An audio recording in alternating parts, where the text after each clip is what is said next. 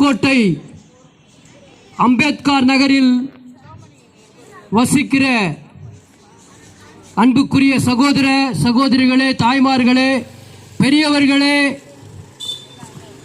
எல்லாருக்கும் இந்த மாலை நேரத்தில் நாங்கள் எங்கள் வணக்கங்களை உமக்கு தெரிவித்துக் கொள்கிறோம். அன்புக்குரிய பிரியமானவர்களே, நாங்கள் ஒரு முக்கியமான ஒரு நற்செய்தியை உங்களுக்கு அளிக்கும்படியாக இங்கே சென்னை பட்டணத்திலிருந்து நாங்கள் வந்திருக்கிறோம். ஒரு வாழ்க்கையின் ரகசியத்தை,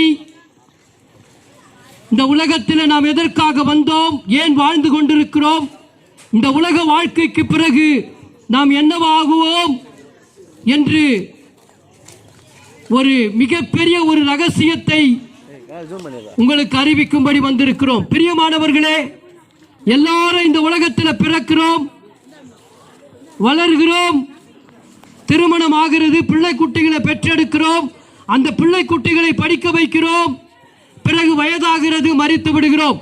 இதுதான் உலக நியதி, உலக வரலாறு. இதுதான் இந்த உலகம் நமக்கு கற்றுத் தந்திருக்கிற ஒரு பாடம். இதுதான் பிரியமானவர்களே, இதற்காக மட்டும் நீங்கள் படைக்கப்படவில்லை.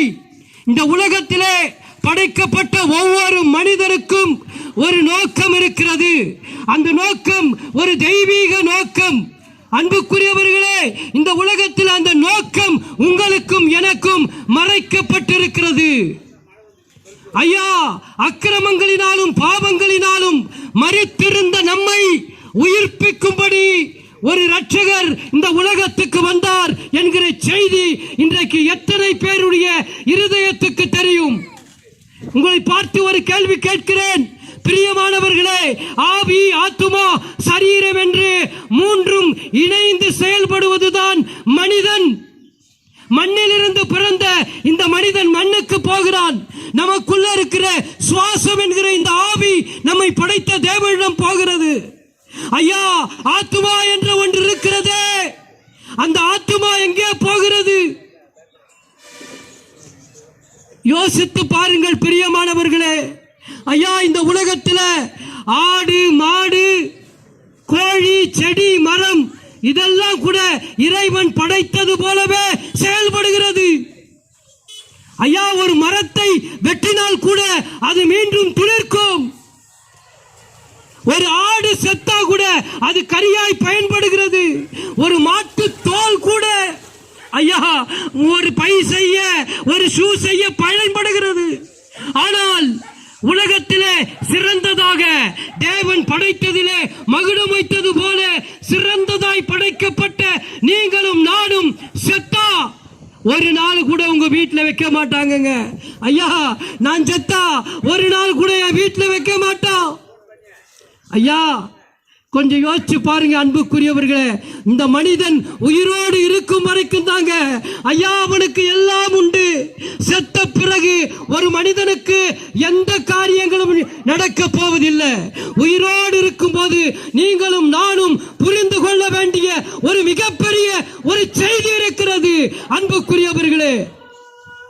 ஐயா, இந்த உலகத்தில் வாழ்ந்து மறைந்து நமக்காக ஒரு ஸ்தலத்தை ஆண்டவர் ஆயத்தப்படுத்திக் கொண்டிருக்கிறார்.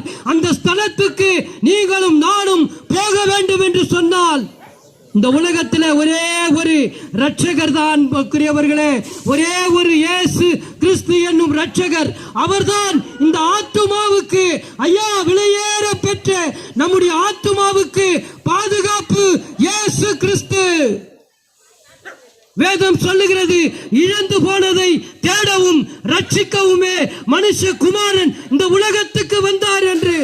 ஐயா, அவரை விட்டு தூரம் போயிடுச்சுங்க ஆத்துமா.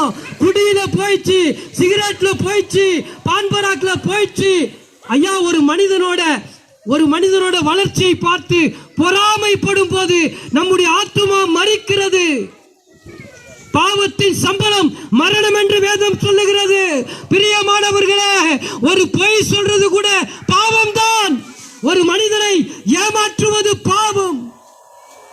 ஐயா, இந்த மரித்து போன இந்த பாவத்தில் மரித்து போன நம்முடைய ஆத்துமாவை உயிர்ப்பிக்கும்படிதான் ஆண்டவராகிய உங்களுக்காக இயேசு கிறிஸ்து இந்த உலகத்துக்கு வந்தார். ரத்தம் சிந்துதல் இல்லாமல் பாவ மன்னிப்பு இல்லை. உங்களுக்காக எனக்காக ஐயா சிலுவையிலே, அந்த கோர சிலுவையிலே அவர் அடக்கப்பட்டு ரத்தம் சிந்தி மரித்தார், அடக்கம் பண்ணப்பட்டார். பிரியமானவர்களே, அடக்கம் பண்ணதோடு நிற்கவில்லை, மூன்றாவது நாள் அவர் உயிரோடு எழுந்தார். ஐயா, இன்றைக்கும் உங்களுக்காக எனக்காக அவர் பரலோகத்திலே பிதாவிடத்திலே பரிந்து பேசிக் கொண்டிருக்கிறார். அன்புக்குரியவர்களே, நான் சொன்னனே, இந்த உலக வாழ்க்கைக்கு பிறகு ஒரு வாழ்க்கை இருக்கிறது என்று. பரலோகத்தில் நம்மை படைத்த அந்த தேவனோடு முகமுகமாய் தேவனை தரிசித்து வாழ்கிற ஒரு நித்திய வாழ்க்கை இருக்கிறது. ஐயா, இந்த உலகம் அநீதி நிறைந்த உலகம், இது அநித்தியமான உலகம். இந்த உலக வாழ்க்கைக்கு பிறகு அந்த பரலோகத்தில், அந்த நித்தியத்தில் நாம் பங்கடைய வேண்டும் என்று சொன்னால், உலக இரட்சகர் இயேசு கிறிஸ்துவை உங்கள் சொந்த இரட்சகராக ஏற்றுக்கொண்டு உங்களுடைய பாவங்கள் மன்னிக்கப்பட்ட பிறகு பரலோகத்தின் பிரதிநிதிகளாய் நீங்களும் நானும் மாறுவோம். அதற்காக தான் இயேசு கிறிஸ்து எனும் இரட்சகர் இந்த உலகத்துக்கு வந்தார். அவர் அடிக்கப்பட்டு நொறுக்கப்பட்டு சிலுவையிலே மரணத்தை தழுவி தன்னுடைய இரத்தத்தின் மூலமாக நம்முடைய பாவங்களை மன்னித்தார். அன்புக்குரியவர்களே, நீங்க ஒருவேளை கேட்கலாம், அப்படி எனக்காக அவர் மரித்திருந்தார் என்று சொன்னால் அவருடைய ரத்தம் என்னை குணமாக்கி இருக்க வேண்டுமே, என் பாவத்தை மன்னித்திருக்க வேண்டுமே என்று நீங்கள் கேட்கலாம். பிரியமானவர்களே, உலகத்தில் இருக்கிற எல்லா மனிதருக்காக தான் அவர் மரித்தார். ஆனால் யார் அந்த ரத்தத்தை விசுவாசிக்கிறார்களோ, யார் அந்த ரத்தத்துக்காக தங்களை ஒப்பு கொடுக்கிறார்களோ, அவர்கள் பாவங்கள் மன்னிக்கப்படும். நீங்கள் எவ்வளவு பெரிய ஒரு கொலைகாரனாக கூட இருக்கலாம், உங்கள் பாவங்களை மன்னித்து தன் சொந்த குமாரனாக உங்களையும் என்னையும் ஏற்றுக்கொள்ள ஆண்டவர் வல்லவராக இருக்கிறார். அன்புக்குரியவர்களே, இந்த மாலை நேரத்தில் இந்த வார்த்தையை கேட்கிற நீங்கள் உங்கள் இருதயத்தில் உங்கள் பாவங்களை அறிக்கை செய்து இயேசுவிடத்தை ஒப்பு கொடுக்கும் போது அவர் உங்களுடைய உயிரை உயிர்ப்பிக்கிறார், மரித்த ஜீவனை உயிர்ப்பிக்கிறார். அந்த ஜீவனை பெற்றுக்கொள்ள உங்களுக்கு விருப்பமா? பிரியமானவர்களே, சிந்தித்து பாருங்கள், செயல்படுங்கள். கர்த்தர் உங்கள் ஆத்துமாக்களை பாதுகாப்பார். ஆமென்.